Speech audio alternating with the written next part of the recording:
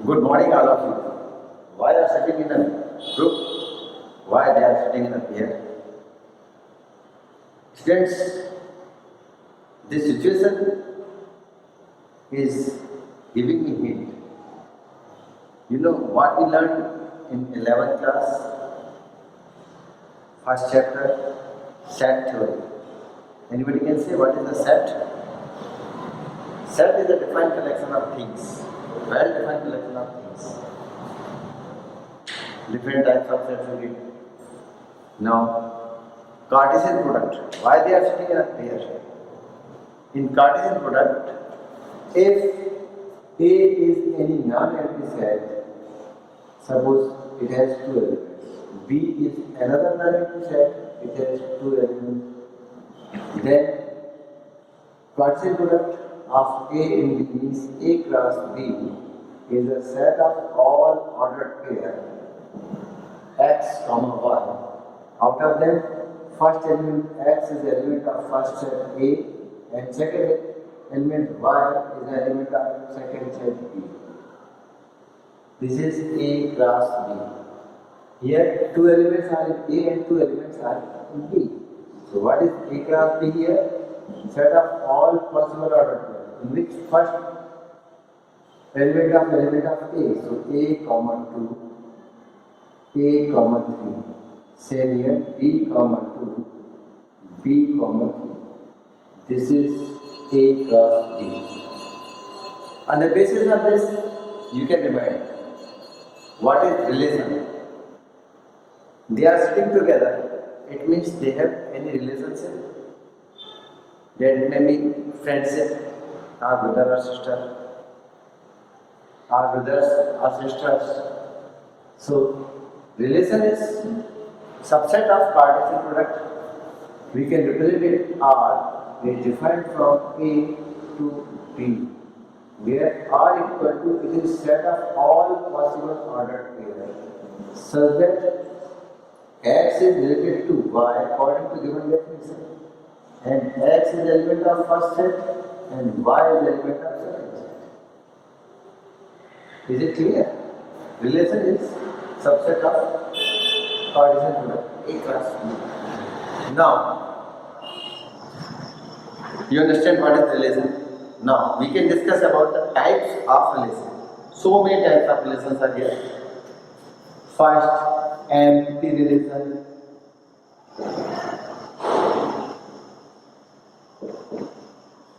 Second, universal relation.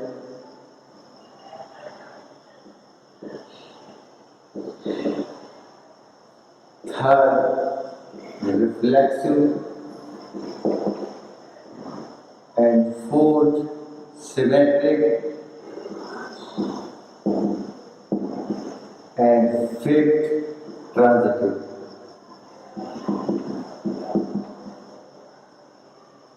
So, out of them, first, empty relation. If any relation is defined in any set A, suppose A, such that no element related to any other element of A. For example, A is the set of all students in your school. A is a set of all students. X is student of our school. And suppose R is defined from A to A such that X comma Y, where X, difference between X and Y is more than 50 years, where X comma Y are element of this. A is the set of all students in our school. Relation is defined such that difference between the age of two students is more than 50 in our school. Is it possible? No. Hardly more than 20. So, in this case, no element of A is related to any element of A. So, we can say R is empty relation. Now, come on, universal relation.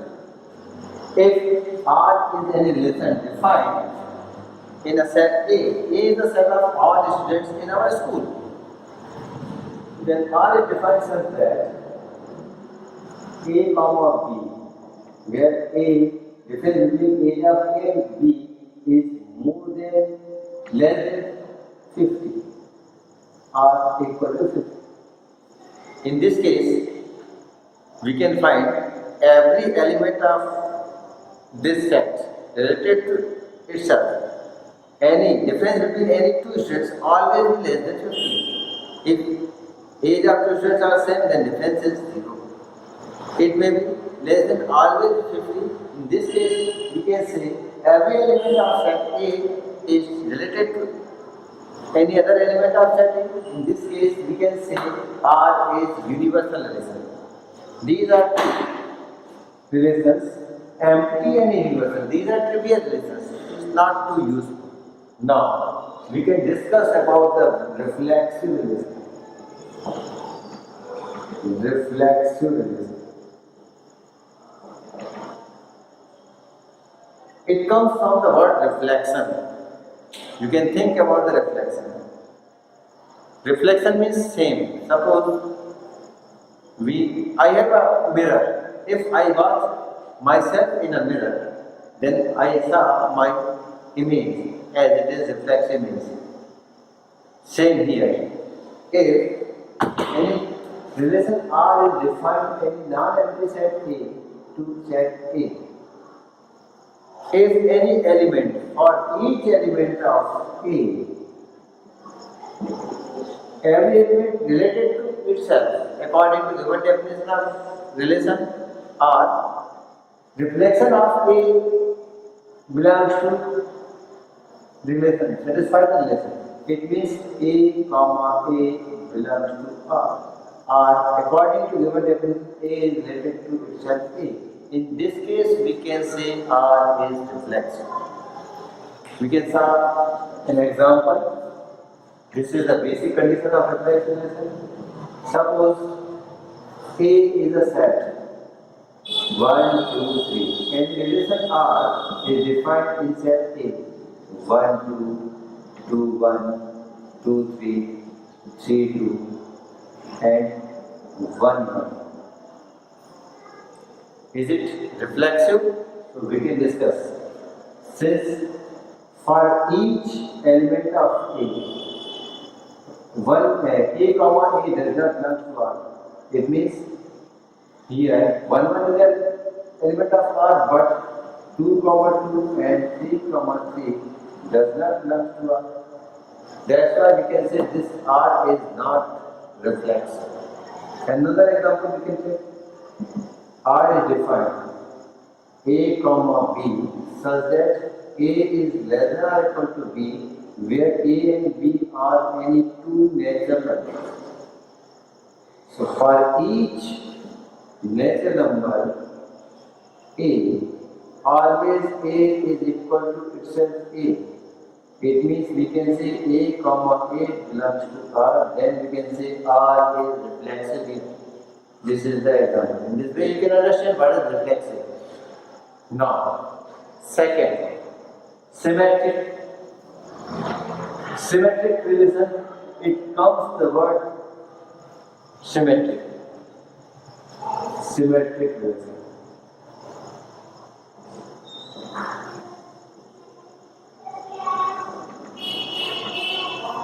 Suppose for A, we draw a symmetric axis. According to this axis, it is symmetric, same in this relation.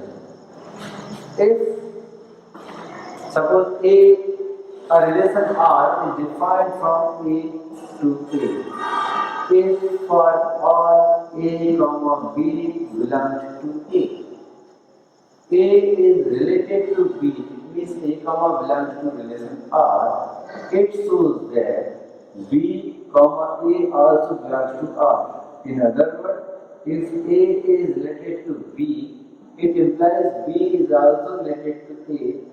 In this way, we can say relation is symmetric. For it, we can take another example. Suppose R is defined in any set where B equal to A plus 1 and A and B are any natural number. For this definition, 3 equal to 2 plus 1, it shows that 3 comma 2. B A is 3, A is 2 and B is 3. It shows that 2 comma 3 belongs to R. But 2 is not equal to 3 plus 1. It shows that 3 comma 2 does not belong to R. So here we can say R is not symmetric. Is it clear? One more example, suppose we can take in roster form. Any R is defined in same set A. 1 comma 2, 2 comma 1, 1 comma 3, 3 comma 1, 2 comma 3, 3 comma 2 are the element of R. Check here, if 1 2 is the element, then 2 1 is also 1 3 and 3 1 also. Same here 2 3 then 3 2. So we can say R is symmetric here. Is it clear? What is the symmetric relation? Basic definition is if A comma B belongs to R, it shows that B comma A belongs to R. This is the example of symmetric relation. Now come on next type of relation, transitive. Transitive relation, you can think about it, its name. It transits the relation from one element to another element. If Swati is a friend of Khyati, Khyati is a friend of Richa, then we can say Swati and Richa are friends of each other. It means relation is transitive. If A is the brother of B and B is the brother of C, it means A and C are brother. For example, if a relation R is defined in any set A, R is defined from A to A. In that case, R is transitive if A comma B belongs to R, it means A is related to B. B comma C belongs to R. It must imply that A comma C belongs to R. In other words, A is related to B and B is related to C. It shows that A is directly related to C. Then we can say R is transitive. We can take some examples. Suppose R is relation of brother. A is the brother of B and B is brother of C. Then A obviously brother of C. Then we can say R is transitive. Or any other example? R is relation such that A comma B, where A is less than B and A, B are any natural number. Here R is defined from defining a set of natural numbers. So every natural number. For example, if A is less than B, it means A comma B belongs to R. If B is less than C, it means B comma C belongs to R. A is less than B, B is less than C. It shows that A must be less than C. It means A comma C obviously belongs to R. In this case, we can say R is transitive. Done. We can discuss one more example of relation. If R is a relation defined in natural number, such that R equal to X comma Y, where Y is divisible by X, Y is divisible by X and X, Y are any natural number. Here, we can take any example. Suppose 4 is divisible by 2, so we can say 2 comma 4 belongs to 1. And 16 also divisible by 4, so we can say 4 comma 16 belongs to 1. Since 4 is divisible by 2, 16 is divisible by 4, it shows that 16 is divisible by 2. So we can say 2 comma 16 also element of R. In this case, R is transitive. If any relation satisfied all three conditions, it must be reflexive, symmetric, and transitive. Then we can say it is equivalent. If relation satisfied all three cases, relation is reflexive, symmetric, and transitive, we can say relation is equivalence relation. We can take an example of this. Now we can clear it by using one question of your exercise 1.1, question number 12. So that the relation R defined in the set A of all triangles as R equal to T1 comma T2 such that T1 is similar to T2 and T1, T2 are any triangles. We have to verify this one is equivalent or not. For it first, we can check reflexive.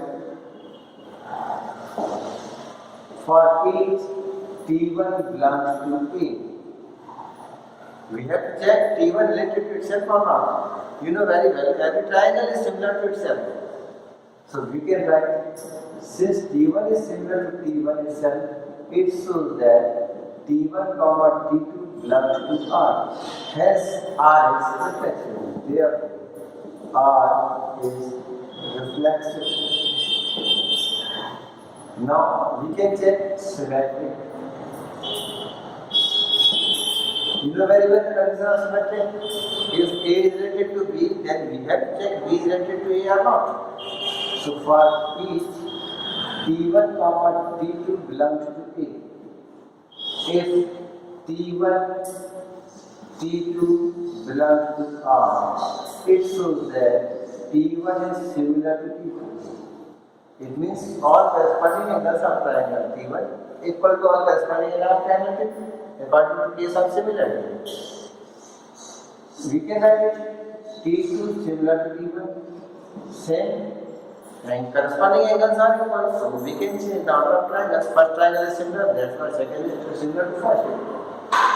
It means T2 comma T1 belongs to R.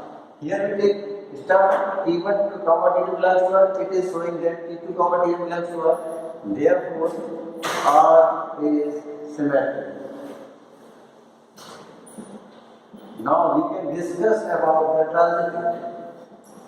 Third, for each T1, T2, and T3 belongs to A. Here, T1, T2, T3 are three triangles. We can check if T1, comma T2 and T2, comma T3 belongs to R. It means T1 is similar to T2 and T2 is similar to T3. First triangle is similar to second, it means all corresponding angles of first triangle equal to corresponding angle of second triangle. Same here, second triangle is similar to third triangle, it means all corresponding angle of second triangle equal to all corresponding angles of third triangle. That's why we can say corresponding angle of first triangle equal to second equal to third, it means T1 is similar to T3. It shows that T1, comma T3 belongs to R. T1 related to T2, T2 related to T3, we get T1 related to T3. Therefore, R is transitive. Now, here R is reflexive, symmetric, and transitive. All three conditions are satisfied. Hence, we can say R is equivalent.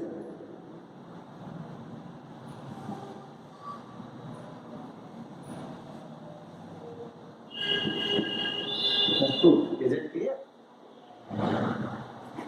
Next we can do one more question from your book, exercise 1.1. Question number 3. Check whether the relations are defined in the set 1, 2, 3. Suppose it is A. 1, 2, 3, 4, 5, 6. The definition of R is here. A comma B such that A comma B such that B equal to A plus 1. It is defined in this set. Is positive, reflexive or symmetric? First we can check reflexive. For each A belongs to A. Since we know very well A is not equal to A plus 1, we can check it. 2 is not equal to 2 plus 1. It is 2 equal to 3. It is impossible. Therefore, A comma A does not belong to R. Therefore, R is not reflexive. Second, we can check for symmetric. For each A, B belongs to A. If A comma B belongs to R, it shows that B equal to A plus 1. By transposing, we can take B minus 1 equal to A or A equal to B minus 1. It means A is not equal to B plus 1. Therefore, B is not equal A is not equal to B plus 1. Therefore, B comma A does not belong to R. Hence, R is not symmetric. Now we can check is it transitive or not. For all A comma B comma C belongs to R. A. If A comma B belongs to R, it shows that B equal to A plus 1. If B comma C belongs to R, it shows that C equal to B plus 1. If we put this value of B here, we get C equal to, by putting it here in place of B, A plus 1 and plus 1. It is A plus 2. Hence C is equal to A plus 2. Therefore C is not equal to A plus 1. Hence we can say A comma C does not belong to R. Therefore R is not positive. Hence this relation R is not symmetric, not transitive, not reflexive. Now, after the relation, we can discuss about the function. You know very well what is basic difference between function and relation. In relation, one element can have more than one image. Suppose A1, A2 are elements of relation R, but in function it is impossible. In function, every element has only one unique image. In case of this, it is impossible. It is not a function. It may be relation. Okay. Basic difference between function and relation. In function, every element has its unique image, but in relation, any element has more than one image. Now, types of function. There are two types of function, one and onto. First, we can discuss about one function or injective function. Function is one. If suppose f is any function defined from any non-initial A to any certain or any same set we can take. So, if f of x1 equal to f of x2, image of x1 and image of x2 are same. It shows that x1 and x2 are same. So, we can say function is 1. In other words, if f of x1 is not equal to f of x2, it shows that x1 is not equal to x2. Then we can say function is 1. According to it, every element of first set has only one image. In second set, A1, B3, C4, 5, 6. This function, every element is unique image in set B. Okay. in this case we can say function is 1 1. If A has its image 1, B also has image 1, C has its image 4, D has its image 5. In this case, function is not 1 1. Why? Here A1 and B1. Both elements have the same image. In this case, you can say function is many one. Not 1 1 means many one. Or function is not injective. Now, one more type of function, it is onto.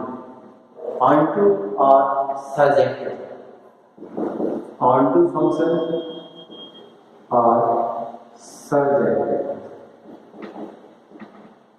If f is any function defined from a set A to set B. So, according to if for each x belongs to A, f of x is equal to y, here y is element of B. So function f is onto if for each y belongs to B, anyone x must belong to A. For it, f of x equal to y. In this case, we can say f is onto. In other words, you can say every element of set B has its pre-image in set A. We can clear it by using this diagram. Suppose A is the set, B is another set, A, B, C are elements of A. Image of A is 2, image of B is 5, image of C is 7. Every element in set B has its pre-image. In this case, we can say B, this function is onto function or surjective function. If other than 2, 5, 7, we can write more elements here, then 3 and 6 has no pre-image. In this case, it is not onto. Is it clear? So, we can decide by using this diagram easily. Suppose any function is defined from set A to set B. A has its image 1, B also has its image 1, C has image 3. Say, which type of this function? Since A and B has same image, so A and B are not equal but their images are equal. That's why we can say it is not onto or not injective. It is many-one function. But every element of set B has its pre-image in set A. That's why it is onto. Hence, it is not 1 1 but onto function. One more example. Suppose A has its image 3, B has its image 5, C has its image 7, and one more element 2, 1. Here every element has its unique image, only one image. If A and B are not equal, their images are also not equal. In this case, we can say it is 1 1. But 1 and 2 are in set B, so they don't have its pre-image in set A. Therefore, it is not onto. The function is 1 1 but not onto. In other words, you can say it is injective but not surjective. If any function is injective and surjective both, then we can say it is bijective. For example, this one. A, B, C, D, 5, 7. Image of A is 3, B is 5. This function is 1 1 and onto both, so you can say it is bijective function. Is it clear?